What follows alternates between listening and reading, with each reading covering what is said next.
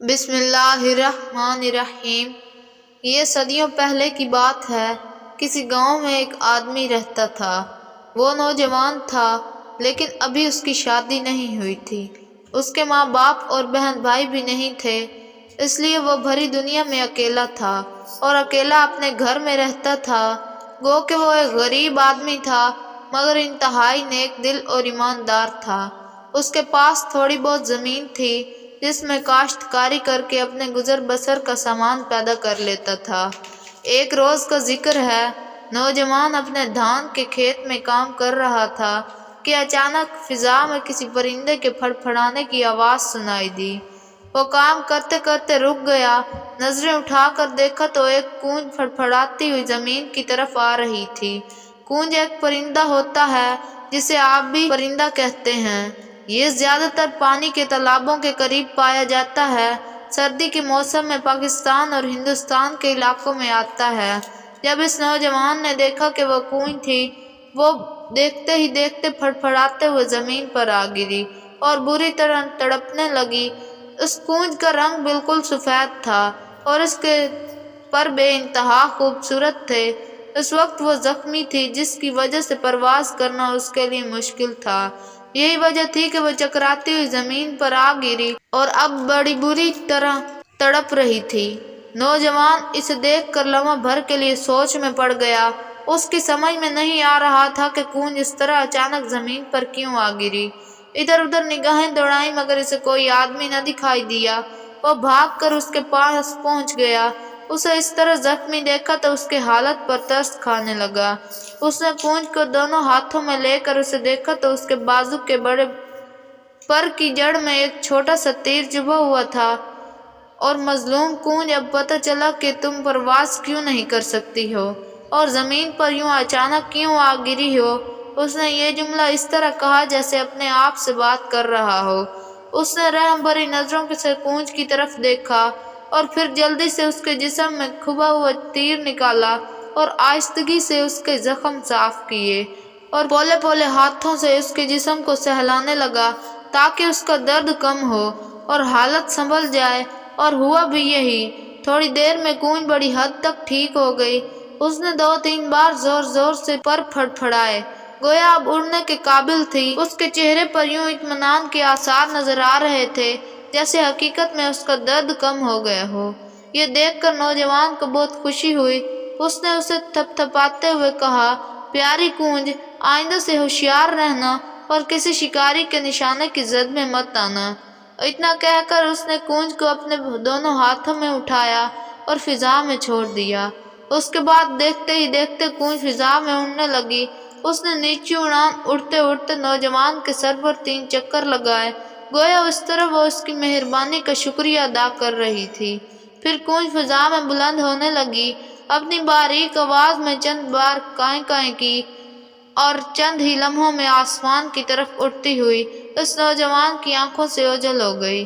نوجوان اس وقت تک کونج کو اڑتے ہوئے دیکھتا رہا جب تک وہ نظر آتی رہی، اور جب اس کی نظر سے غائب ہو گئی تو وہ پھر سے اپنے کام میں مصروف ہو گیا۔ اس وقت وہ دل ہی دل میں بہت خوش تھا کہ اس نے ایک اچھا اور نیک کام کیا ہے۔ وہ جب بھی کوئی اچھا یا نیک کام کرتا تو اسے اسی طرح خوشی اور اطمینان ہوتا۔ نوجوان دن بھر کام کرتا رہا۔ جب شام گہری ہو گئی اور آسمان پر کہیں کہیں ستارے بھی ٹمٹمانے لگے تو وہ اپنے گھر کی طرف چل دیا۔ یہی اس کا روز کا معمول تھا، لیکن آج جب وہ اپنے گھر پہنچا تو اس کی حیرانی کی انتہا نہ رہی۔ اس نے دیکھا کہ اس کے گھر کے دروازے پر ایک حسینہ جمیل لڑکی کھڑی ہے، جوانی سے بھرپور، خوبصورتی سے مالا مال اور چہرے پر مسکراہٹوں کے پھول۔ اس نے پہلے کبھی اس قدر خوبصورت اور پیاری لڑکی نہیں دیکھی تھی۔ یوں ہی وہ گھر پہنچا، لڑکی نے مسکراتے ہوئے خوش آمدید کہا اور بڑی میٹھی آواز میں بولی، دن بھر سخت محنت کر کے شام کو گھر آنے پر تمہارا شکریہ۔ اس کے اس بات سے نوجوان اور بھی چونک پڑا۔ وہ ہکا بکا ہو کر اسے دیکھنے لگا۔ دل میں خیال آیا شاید میں کسی دوسرے کے گھر میں آ گیا ہوں، لیکن یوں لگتا ہے جیسے اس لڑکی نے بھی اس کے دل کی بات جان لی تھی۔ وہ اسی طرح مسکراتے ہوئے کہنے لگی، یہ تمہارا اپنا گھر ہے اور میں تمہاری دلہن ہوں۔ میری دلہن؟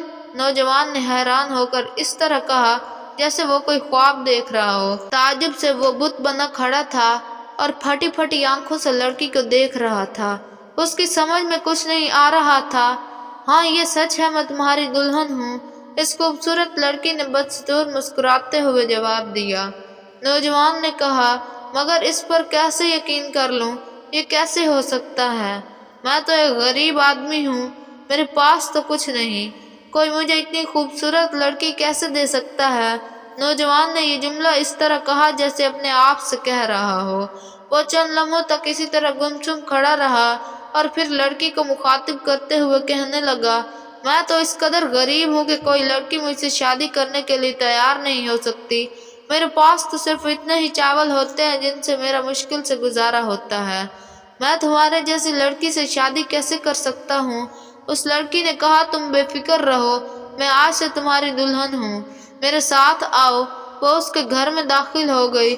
اس نے نوجوان کو ایک تھیلا پکڑایا جو اس نے ہاتھ میں پکڑ رکھا تھا اور کہنے لگی، یہ تھیلا اپنے پاس رکھو، اس میں تمہیں ہر روز چاول مل جایا کریں گے۔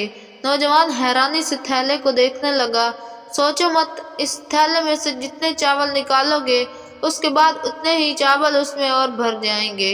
آج سے میں تمہاری بیوی ہوں اور پھر میں تمہارے لیے کپڑا بھی بناؤں گی، سوت کے دھاگے سے بنا ہوا کپڑا۔ میں اس کمرے میں اکیلی جاؤں گی اور 7 روز تک اس کمرے میں کپڑا بناتی رہوں گی، اور ہاں تمہیں مجھ سے وعدہ کرنا ہوگا، لڑکی نے کہا۔ نوجوان حیرانی سے بولا، کیسا وعدہ؟ یہی کہ 7 روز تک تم اس کمرے میں جھانک کر نہیں دیکھو گے کہ میں وہاں کیا کرتی ہوں۔ نوجوان گمسم کھڑا تھا اور اس نے اقرار میں سر ہلا دیا، گویا کہ اس سے وعدہ کر رہا ہو کہ وہ 7 روز تک کمرے میں نہیں جھانکے گا۔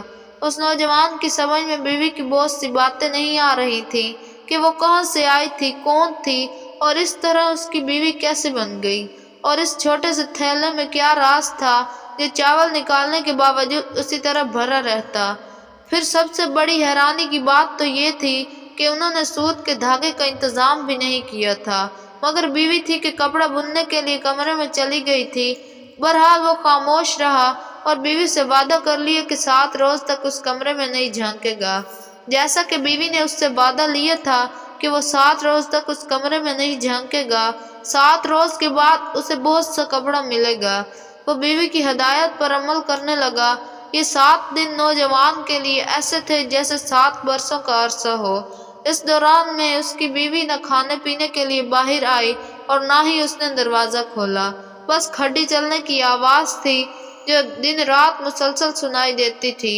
نوجوان کئی بار بےتاب سا ہو گیا، اس کو جی چاہتا کہ کمرے میں جھانکے، مگر پھر بیوی سے کیے گئے وعدے کا خیال آتا اور اس کے پاؤں رک جاتے۔ اس طرح وہ پورے 7 روز تک بیوی کے باہر آنے کا انتظار کرتا رہا۔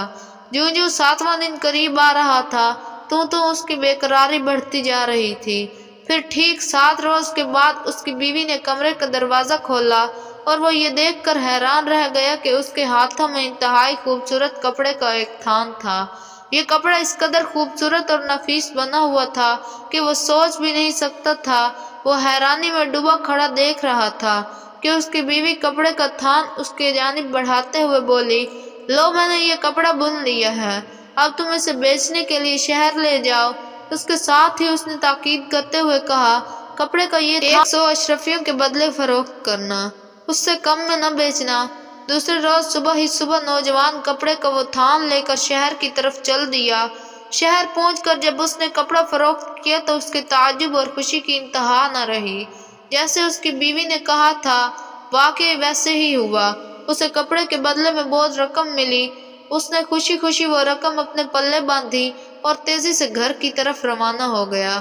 بھاگم بھاگ گھر پہنچا تاکہ بیوی کو رقم دے، مگر جب گھر آیا تو دیکھا اس کی بیوی کھڈی والے کمرے میں دروازہ بند کیے بیٹھی تھی اور اندر سے کپڑا بننے کی مسلسل آوازیں آ رہی تھیں۔ اس بات سے تو وہ حیران تھا ہی کہ اس کی بیوی نے اتنا خوبصورت اور نفیس کپڑا کیسے بنا ہے، لیکن اس سے کئی زیادہ تعجب اسے اس بات کا تھا کہ وہ بغیر کسی سوت کے دھاگے کے کپڑا تیار کر رہی تھی۔ وہ حیران ہونے کے ساتھ ساتھ کچھ پریشان بھی تھا۔ یہ کیسے ہو سکتا ہے؟ یہ کیسے ممکن ہے؟ وہ بار بار اپنے آپ سے سوال کر رہا تھا اور اس وقت کچھ جذباتی سا ہو رہا تھا۔ دراصل وہ یہ چاہتا تھا کہ کپڑے سے حاصل ہونے والی رقم جلد سے جلد بیوی کو دے، لیکن بیوی نے اس سے وعدہ لیا تھا کہ جب وہ کپڑا بنے تو وہ 7 روز تک کمرے میں نہیں جھانک سکتا۔ تاہم وہ اس وقت اپنے جذبات اور تجسس پر قابو نہیں پا سکتا تھا، چنانچہ وہ نہ چاہتے ہوئے بھی آہستہ سے آگے بڑھا اور اس نے دروازے کے درزوں میں سے اندر جھانکا۔ جو ہی اس نے دروازے میں سے اندر جھانکا تو اس کی حیرانی میں اور بھی اضافہ ہو گیا۔ وہ ہکا بکا ہو کر رہ گیا۔ یہ کیا؟ اس کے لب پھڑپھڑائے۔ اس نے دیکھا کہ اس کی خوبصورت اور نازک اندام بیوی کی بجائے کمرے میں سفید کونج بیٹھی کپڑا بن رہی تھی۔ وہ اپنے جسم سے سفید اور ملائم پر نوچ نوچ کر انہیں دھاگے کی جگہ استعمال کر رہی تھی اور اسی طرح کھڈی پر نفیس کپڑا تیار ہوتا جا رہا تھا۔ نوجوان یہ عجیب و غریب منظر دیکھ کر تو جیسے بت بن گیا تھا۔ دوسری طرف کونج کو بھی اس بات کا احساس ہو گیا تھا کہ نوجوان اسے دیکھ رہا ہے۔ اس نے فوراً کپڑا بننا بند کر دیا اور دروازے کی طرف بڑھی۔ پھر دروازہ کھول کر نوجوان کو دیکھا اور بولی، میرے پیارے شوہر، تم نے اپنا عہد توڑ دیا ہے، تم نے اپنا وعدہ وفا نہیں کیا۔ اتنا کہہ کر اس نے نوجوان کو سر سے پاؤں تک دیکھا اور دھیمی آواز میں کہنے لگی، اب جب کہ تم نے سب کچھ دیکھ ہی لیا ہے کہ میں حقیقت میں کون ہوں، تو تمہیں بڑے ادب سے بتا دوں، اب میں یہاں نہیں ٹھہر سکتی۔ میں وہی کونج ہوں جس کی تم نے جان بچائی تھی۔ میں صرف تمہاری مہربانی کا شکریہ ادا کرنے کے لیے عورت کے روپ میں آئی تھی اور تمہاری خدمت کی۔ دراصل میں تمہارے احسان کا بدلہ اتارنا چاہتی تھی۔ میں ایک پری ہوں۔